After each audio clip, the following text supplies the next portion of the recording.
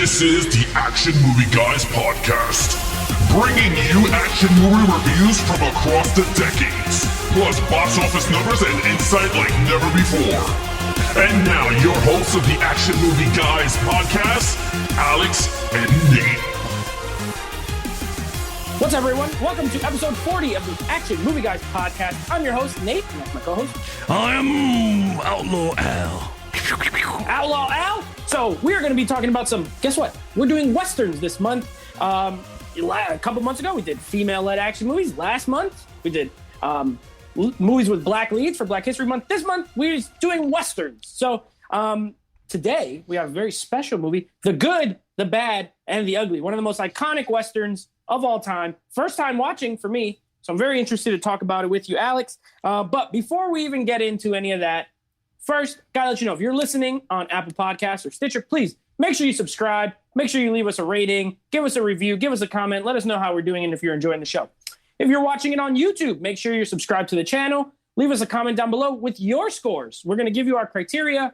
Give us your scores for this movie. Let us know if you love it. Let us know if you hate it. Let us know what you think about it. And, of course, please subscribe to the channel. Tell your friends. Share it. Now, let's give you the criteria. Then we're going to get to some box office, some Rotten Tomato scores, and then we're going to give you our scores. So our criteria, of course, lead character, main villain, action scenes, storyline, overall, and then total points out of 25. We're going to give you all those, and then we'll just let you know if we like the movie or not. Now, box office. Alex, you know what? I know I'm going to guess, but guess what? This movie's real old. It came out in the 60s. 66. I have no idea. Yeah, I have no idea how box office worked back then. So this is literally going to be a shot in the dark. 1966, you said? Yeah. Oh, boy. Okay, I'm going to say, gosh darn, how much would a movie have made in 1966? I'm going to say $23 million. I'm going to say $23 million, and that's my guess. I feel like that's a lot in 1966. All right, so here we go. This is the box office numbers for The Good, the Bad, the Ugly from 1966. Is Nate right? Well, domestically came out to $25,100,000. International, $153,751. Worldwide total of $25,253,751 on a budget of $1.2 million. Oh, goodness gracious. So it made 25 times pretty much what it cost. Yeah. That's a big hit. When you only spend $1 million and you make 25, guess what? Big hit. So I was close. I said 23, made 25. So this is a very good success. Now, here's where you're going to guess critic scores and audience scores, Rotten Tomatoes. How do you think this movie fared with the people? I'm going to give a critic score 92. Okay. Audience score 87. 87. All right. So I was very close with the box office, and you were pretty close with your critic score. You were in the ballpark. You were in the game there. So you said 92. This has a 97% on Rotten Tomatoes. Very overwhelmingly positive. So you were close. With the audience, guess what? 97. So this is one of those rare times where they line up exactly right. It seems like everyone likes this movie. Yeah. So, but it doesn't matter if everyone likes it, because the only people who matter on this show is myself and Alex, or whatever, Outlaw Al, whatever you call himself. So our opinions are the only ones that matter on this show, and we're going to give them to you now. So I'm excited to talk about this. I love reviewing movies that I've never seen. So This is very exciting, but it's not my turn. You go first. Lead character, please take it away. So Clint Eastwood is the main dude in this movie. Now, in the movie, he has no name. That's why the whole trilogy is called The Man with No Name trilogy, you know? He has no name. They call him Blondie. Yeah, they call him Blondie from Tuco, the bad dude. They call him Blondie. I liked his character. Very mysterious. You don't know much. He was like a, how do you call it? Like he was a good guy, but not like a good guy. He's like a mix between good and bad. Like he hustles. He's like a hustler. When he like ripping people off, he sends in Tuco for a bounty, and then he releases him. He collects the dough. So there's like this whole Ponzi scheme that he's running here. I liked him a lot. I give it a 5. I think Clint Eastwood is a very good. I mean, he's in. I think out of all the besides what's his name, the other Western dude, John Wayne. Yeah, John Wayne. I think he's the most iconic Western face. Is Actor? Clint Eastwood? Yeah. Yeah, you're right about that. Okay, so a 5. So I was a little torn on this one. I did a lot of thinking after I watched it, but so he is the lead, and we're gonna score him. But Tuco is almost as much of the lead in this movie as Blondie is. Yeah. Like they are pretty much both have a lot of scenes, Yeah. and they both have their own like little side storylines. Like there's parts where Clint Eastwood's character is doing stuff, and there's parts where Tuco's doing stuff, and they're not together. You know what I mean? So for Clint Eastwood, he is a man of not a lot of words. He talks obviously, but he's not that kind of character who's constantly running his mouth or anything like that. Very steely gaze. You know what I mean? You're absolutely right. He is like, when you think of Westerns, it's probably John Wayne or Clint Eastwood that pops into your head as far as a visual image. He looks the part, you know, he has that look. He had the nice 5 o'clock shadow. You know, Clint Eastwood, say what you want. Now he's 1,000 years old. He was a stud back in the day, you know, good looking guy, good look, good build, tall. Tuco's amazing. I love Tuco in this movie. I do. Yeah. They're both, everyone in this movie is bad. Okay. I know it's called The Good, the Bad, and the Ugly, but technically they're all bad guys. He's just the least bad, Clint Eastwood. You know what I mean? Mm-hmm. He's an outlaw, but he has some morality and he has some character, you know, he has some compass. Whereas Tuco's a little more out there. He's willing to just screw over anybody at any time, but he's likable because he's kind of like goofy. And then of course, Angel Eyes, he's like the villain. He's just bad. So I'm going to give him a 4. And the only reason I'm giving him a 4 is because you don't get a ton of like character development per se. And also I feel like he shared the lead with Tuco, but combined, I'd give him a 5. But just for him, I'm going to give him a 4. I mean, look, you're right on this though. They all have center parts of the movie. Right. Was it Lee Van Cleef, the guy from Escape from New York? He's another big actor from the spaghetti western too. Yeah. Lee Van Cleef. So again, you're right. This is a movie that's going to be really hard for us to score because you got 3 main leads, whether they're villains or heroes. So that's the thing about westerns. It's really hard because you don't have a true villain in especially this movie. It's really hard to say who's really the true villain. Right. But go ahead. We're scoring these based off of what the movie told us. Yeah. You know, like this guy's the good, this guy's the bad, and Tuco's just ugly. So main villain. This is Lee Van Cleef, and he is Angel Eyes, or what's his real name, like Satenza or something like that. I don't know. Either way, man, he's really good. He's really good in this movie. I especially love him in that first act. You know, like this guy shows up at this dude's house, and you know, no, this dude is bad. Like, he's bad. Do not mess with him. He looks bad. He talks bad. But also, he seems like he's gonna be nice to the guy. You know what I mean? But then he's not. Awesome. I love him in the beginning. I love when he goes to the guy who hired him in the first place, and the other guy pays him, so he puts the pillow on his head and blasts him. Awesome. Like he's very bad. My only issue is he then goes away for like an hour before he even shows back up again. You know what I mean? This is, I feel like, for both the lead and the villain, there's little tweaks here and there. Could have got them both 5 for me. For me, I'm going to give him a 4 again. If he had more screen time, probably a 5. But as much as he's in it, he's imposing. He's an imposing figure. You could tell he's bad. I liked him. I liked the way he talked. I liked the way he looked. He's a great bad guy. I just wish we had a little more screen time. Probably a 5 for me. But for me, a 4. Yeah, you know, I mean, it's so hard because like Tuco to me was like the bad guy, but you're right. I mean, Hayes teams up with, you know, Clint Eastwood to do certain things, and then, we could go with the Lee Van Cleef.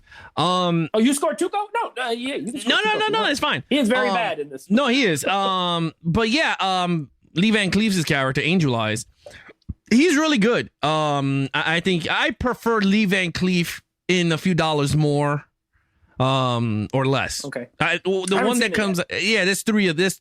two more For movies. a few dollars more, I think is the one he's in. Yeah, that one is my favorite out of the three. Okay. This one is a classic. Don't get me wrong. A few dollars more is my joint. But in terms of villain, I agree with you because I feel like this is something that you would do: go to someoeven house and then just sit down and eat their food before you you yell at them. Because I was like, this is something they would do. Yeah, it was just like, and he didn't even say nothing. He just sit down and he just grabbed the dude's soup. Like he just ate the dude's soup and it cut his bread with that big knife. I'm like, oh my God. And then he just kept looking at him, and I'm like, this scene is intense because you don't know who's gonna pick up the gun and shoot first, you know? Right. Yeah. That was good. I liked that. I liked when he was the colonel in the army, and them two got caught, and then he's like torturing them for like $25,000. Back then it's like a lot of money, but I agree. I gave it a 4. I gave him a 4. Yeah, he was good. Nice. Angel Eyes. Okay, action scenes, because this is an action podcast, so we have to score it. Action scenes. In terms of action, it wasn't that much action when you see like in a Western movie, so it's not like as much. But when it's not like Rambo. They shooting 100 bullets to hit and exploding. Like this was actually a true Western storyline based of a film. But where they're shooting, it was meant to be shooting. So I gave it a 4. I thought the shooting scenes were in the best parts of the movies. Like it was just, you know what I mean? Like it was in the central part of the storytelling. Like they didn't need 100 gunfights to tell a story. So I gave it a 4.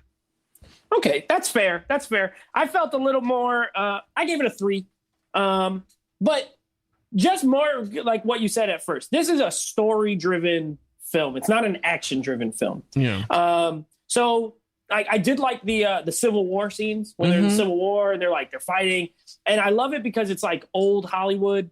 Even though this is an Italian production, it's a spaghetti western, so it's an Italian production. They filmed it in Spain, all this kind of stuff. It's not a Hollywood movie, but it's done in the Hollywood style where there's like a lot of extras. You know, there's no CGI back then, so they had to hire 300 people to run around this field and shoot and do cannons, and they blew up the bridge. Like they literally like blew that thing up. That was awesome. You know, back then when stuff blew up, it blew up. You know what I mean? Yeah. So that's always cool. I do like that. So, but there's a couple of shootings here and there, and then there's this like Civil War scene that's pretty big. It's well shot, and then you have the standoff at the end, which is kind of iconic. So I'm gonna give it a 3, but we're about to get to the real meat in a second. But I'm gonna give the action a 3. Okay. So moving on to story. So here's where this movie is so freaking good. Look, I don't know how I went my whole life without ever having seen this movie, but goodness gracious, the storyline is so good. You got 3 guys, right? The good, the bad, and the ugly. Tuco. And the Tuco. So look, it's simple. They're all pretty bad. Some worse than others.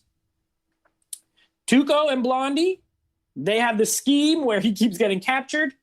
They collect the bounty, and right before they hang him, Clint Eastwood saves him. They ride off to the next town, collect the bounty. So that's like their scheme. They're schemers, Yeah. They do. That's their crime. And then you got Angel Eyes, who's like this bounty hunter guy who's just trying to get going on. He's trying to find this. You find out he's trying to find this gold that these people know about. It's buried in the cemetery, and he wants the gold.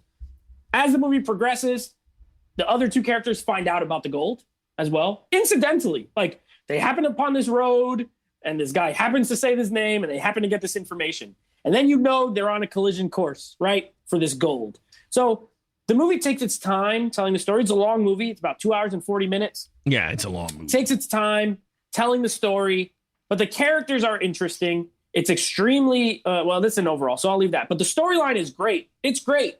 It's simple, easy to follow, but very effective and very well told. I'm going to give it a 5. I got no issues with the storyline in this movie.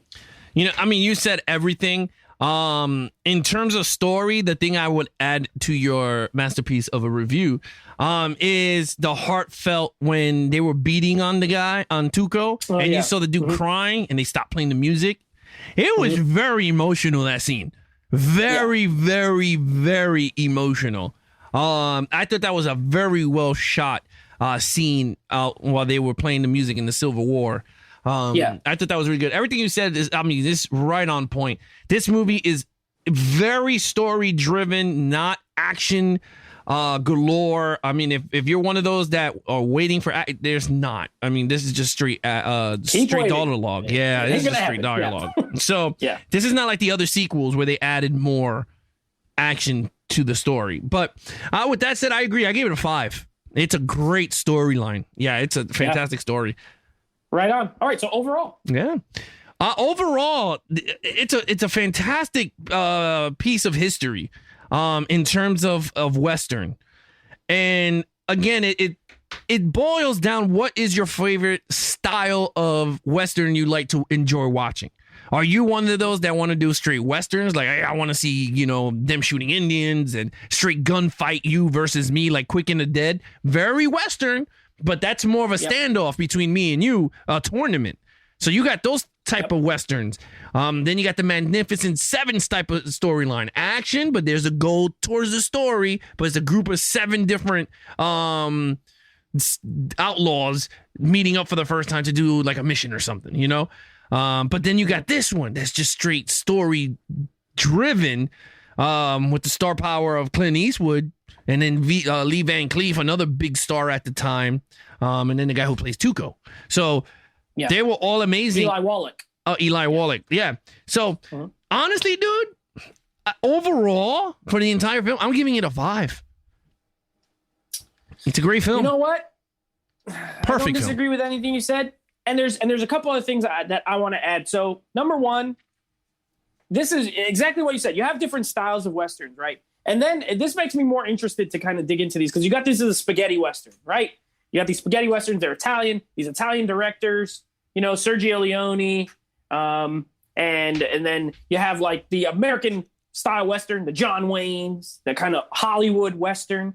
And then you have the Japanese. Essentially, those samurai movies are Westerns, right? Yeah, they're the Japanese Westerns. You have like Yojimbo, Sanjuro. Those movies are pretty much a fistful of dollars and a few dollars more in Japanese. They're the same. They're like remakes. The Magnificent Seven is just like the Seven Samurai. So you have these, and now I want to watch all of them because they're super interesting, very character driven.